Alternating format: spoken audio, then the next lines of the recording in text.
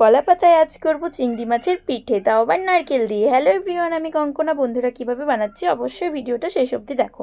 প্রথমে নারকেলগুলো কুড়িয়ে নিয়েছি, সেটা আর দেখালাম না কারণ আমি কুড়াতে পারি না, আমার পিসি বাড়ি থেকে কুড়িয়ে নিয়েছিলাম। তারপর ওর মধ্যে দিয়ে দিয়েছিলাম হলুদ, সর্ষে, নুন আর তার সঙ্গে দিয়ে দিয়েছিলাম কাঁচা লঙ্কা। আর সেটাকেই ভালো করে মাখবো। মাখার পর এরপরে একটু দেখো এটা মিক্সি করে নিয়ে আসছি। মাখার সময় মানে মাখার পর যদি তোমরা করতে তাও হবে, কিন্তু মাখার আগে করলে একটু বেশি ভালো হয়। তারপর বেশ কিছুটা সর্ষে তেল দিয়ে এটা ভালো করে মাখিয়ে নেবো। তারপর একটা কলা পাতায় দিয়ে দেবো তেল। আর জানো তো, ভিডিও করতে করতে চলে গেছিলো কারেন্ট, আর প্রচুর বৃষ্টি পড়ছিল বাইরে, আর মাথাটাও খুব গরম হয়ে গেছিলো।